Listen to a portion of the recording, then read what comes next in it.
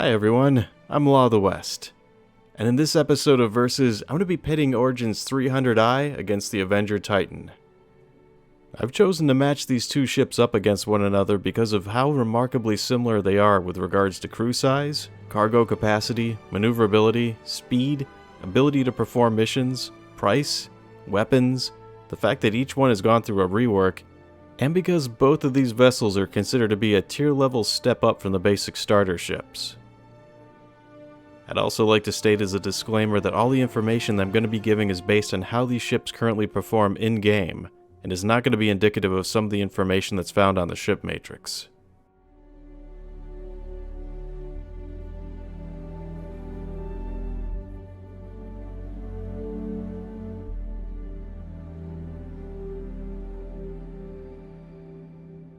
I want to start things out by taking a look at the Avenger Titan.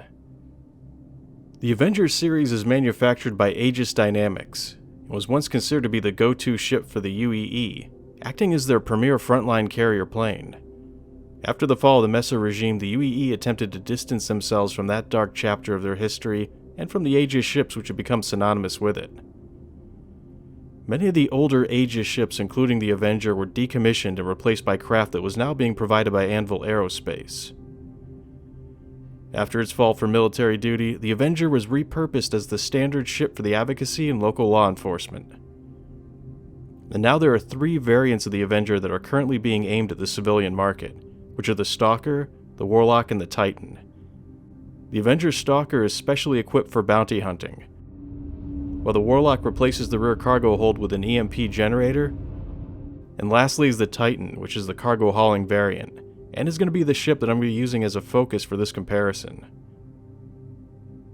There's also a special edition version of the Avenger Titan called the Renegade. It's a dogfighting variant that was released as part of the Masters of Flight series. This reproduction pays tribute to the famous pilot Danny Solomon, and comes with a custom loadout that's specially adapted for dogfighting, and comes with a custom-made special edition livery that honors the iconic look of this ship. The Avenger series has been updated and has gone through a complete rework of its old model. And although the look of the new version has remained very true to the original design, it has been given a significant size increase, and is now basically a third bigger than it used to be. Some improvements that have been done to the Avenger series include allowing the pilot to be able to access the cockpit directly using the canopy ladder, which previously was a feature that was exclusive to the Warlock. They also took all of the awkwardness out of transitioning from the cargo bay into the living section. The living area was given a facelift, making it much more livable, and the cargo bay has been expanded out so that it's a lot easier to move about when you have cargo stored back there. The Titan comes armed with a size 4 gimbal turret mount on the nose that has a single size 3 mantis attached to it, and it has a gimbaled size 3 mount located under each wing. That, by default, each comes equipped with a size 2 Badger repeater, and it can carry up to 4 size 2 missiles. The cargo hold can carry a maximum of 8 SCUs worth of cargo internally, which is not only the safest way to store cargo, but this amount of open space is enough to house a small vehicle like a Grey Cat buggy or one of the Ranger variants. I did a couple of experiments with the Gravlev bikes, and although they can technically fit within the back, it's a difficult process to pull off and problematic once you've gotten it inside. So in the end, you can get a Dragonfly or a Nox inside of the Titan's cargo hold, and most likely the X1 as well once it goes into development. But due to technical issues with how the Gravlev bikes are behaving right now, getting one inside is more of an act of violence rather than an art form.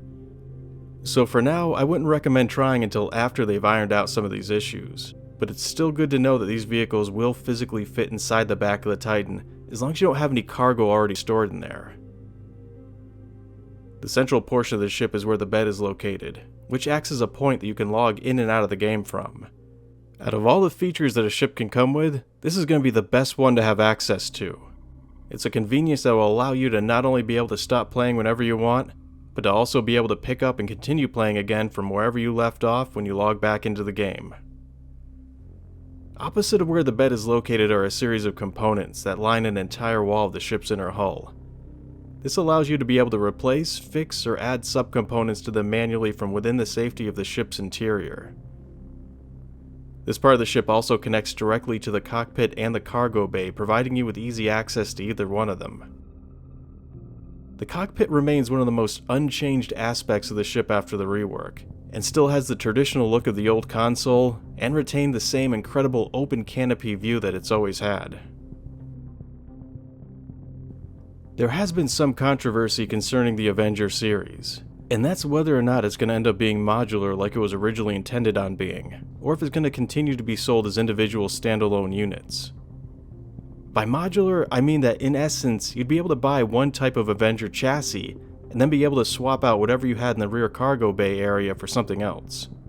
Like for instance, being able to swap out the Warlock's EMP generator for the Stalker prison cells, or to be able to remove them altogether and use the ship to haul cargo like the Titan does. The Avenger ships are currently being sold as standalone units, and at this time you cannot remove or replace whatever is located in the back of it. But the idea of them being modular hasn't been completely dismissed yet, so the issue remains up in the air for the time being. However, the new ship customization feature that's been added in along with the 3.5.1 update is going to be used for not only altering a vessel's color scheme, but will eventually also be used for swapping out the modular features for a ship, which is going to include entire rooms and attachments. So this issue of modularity about the Avenger series might be brought back up and addressed sometime in the near future.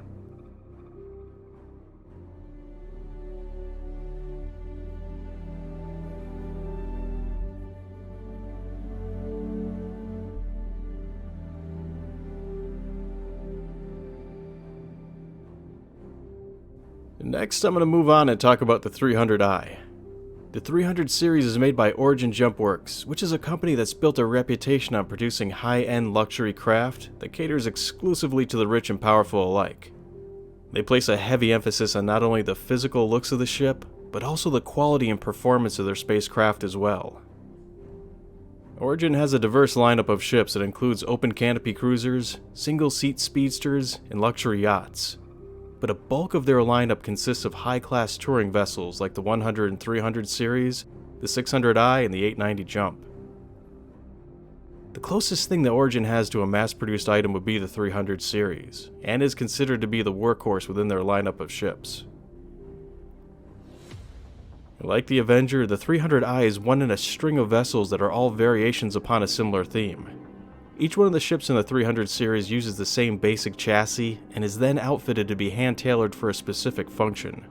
Like for instance, the 315P being outfitted to be used as a Pathfinder, or with the 325A being specially fitted for combat, and the 350 being hand-tailored for racing. The 300i acts as the base model for the series and is specifically designated as being a luxury touring ship. The 300i doesn't have a rich history like the Avenger does, nor was it ever commissioned for military use, and has been always, like most of Origen's other standout ships, designed to be a luxury touring vessel that's been aimed at the high-end civilian market. Like the Titan, the 300 series has also recently been reworked, and its exterior is a bit different looking than the original model, but it still holds the same basic design language and overall feel that the previous version had.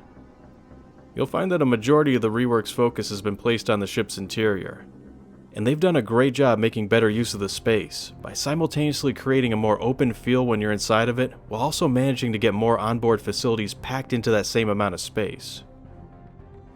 A cargo bay has also been added to the 300i and is accessible externally via a lift that lowers down to the ground from the belly of the ship. After all of this work that they put into it, the 300 now feels like it properly fits within Origen's lineup of vessels, both in how they've remodeled its exterior appearance and in how they internally structured it. The 300i has 3 size 3 weapons hardpoints. A size 2 M4A laser autocannon is mounted onto the nose turret, and has 2 fixed size 3 Sawbuck Shredder ballistic repeaters mounted under the wings. It also comes equipped with 2 size 2 missiles. This gives you the option to mount a fixed size 3 weapon onto the nose, which that alone would give you the equivalent firepower of a Gladius or an arrow. Or you could replace the 2 fixed size 3 weapons with a pair of gimbaled size 2s, which would give you a fully gimbaled loadout. The interior space has a swanky high finish look to it, complete with lots of detailing and extra lighting fixtures. Located along one side of the interior is a bed that's been recessed into the wall. It even comes with a monitor that's been mounted at the foot of the bed, so you can watch your favorite programs as you nod off in style. The cabin has a bathroom, but it's surprisingly not the infamous bathroom-shower combo that so many ships already come stocked with. Located in the back of the ship is a locker that can be used for changing out of your flight suit into civilian clothes. It has a weapons rack that can hold 2 rifles and some additional ammo, and the optional wine glasses located on the adjoining shelves can be taken down and replaced with any other type of knickknack that you choose to display. The wall opposite of the bed has a food prep area that has a fridge for storing some drinks, and a sink with lots of open countertop space, which is going to be used for satisfying some of the light survival mechanics that are going to be added into the game. The cargo area is uniquely set up within the belly of the ship, and is only accessible externally after you've lowered the ramp. So like the Avenger, its cargo is still being stored internally, but unlike the Avenger, anything that's been stored there cannot be accessed from within the ship. This provides more internal space for the vessel, but creates more of a shallow area for carrying cargo in, and as a result will limit the types of things that can be stored within it. After some experimentation, I managed to place a Grey Cat buggy onto the cargo lift, but the issue isn't with the length and width of the platform. It's with the depth of space that's available when the lift is retracted back into the belly of the ship. Once that happened, it popped the Grey Cat out like a zit, and I can imagine that that's what it's going to do to anything else you put onto the platform that doesn't fit within the same dimensions of a standard cargo box. And just for science, I tried this same experiment with the Dragonfly and the Nox, but there isn't enough space to even get either one of them under the ship, let alone onto the platform. So this vessel isn't going to be able to be used as a vehicle transport, not even for something small like the Grey Cat or the Ranger. But it could be perfect for doing some light scavenging. These two ships are more alike than they are different.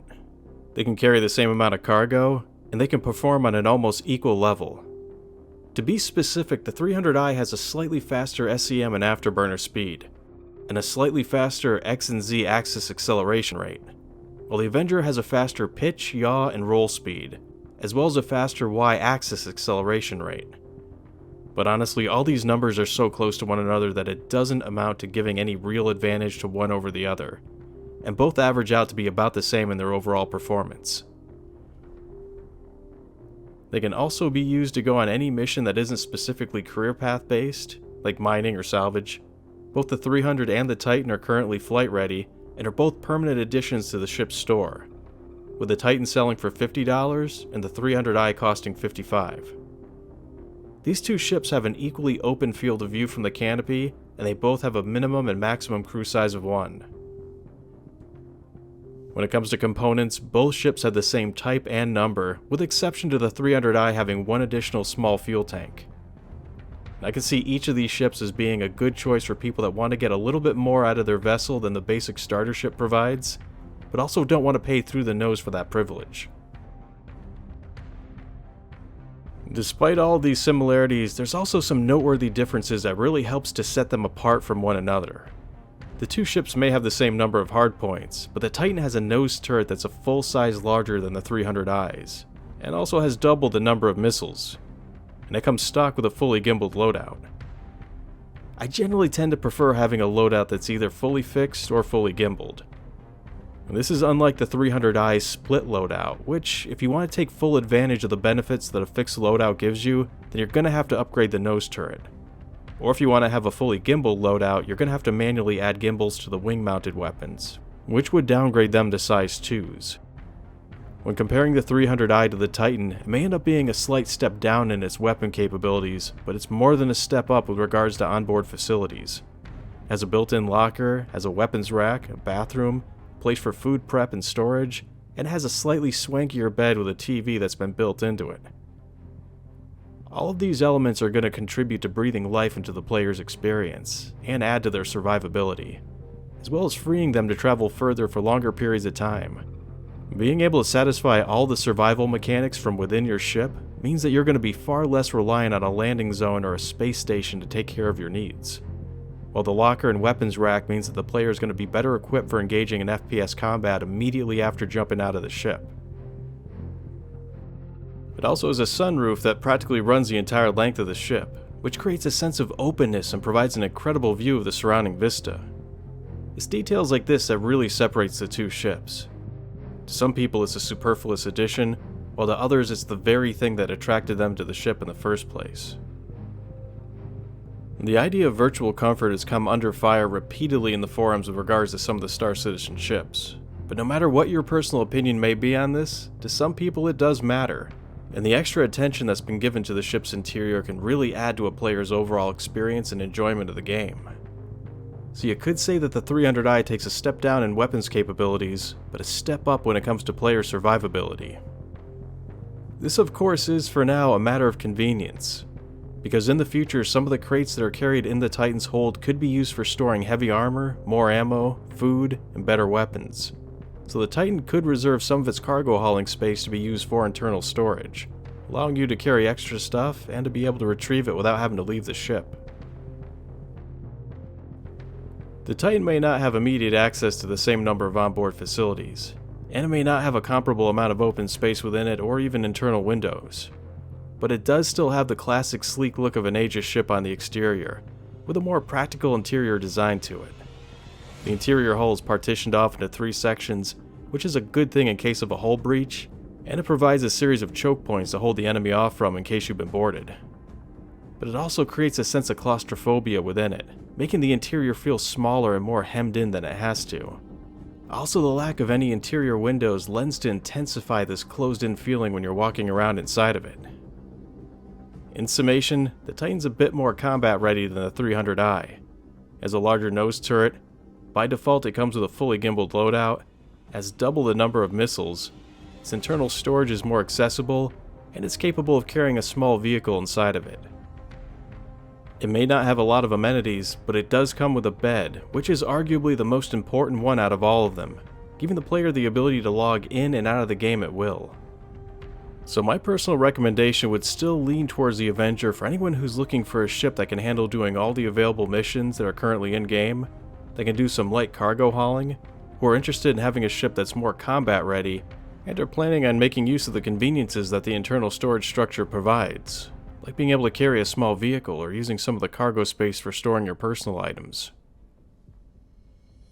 Aesthetically, it still has a sleek-looking exterior, even though the interior might be a bit more Spartan and lacking in amenities. But like I said before, it's got it where it counts, and for many people, having the bed is going to be all the amenities you're going to need.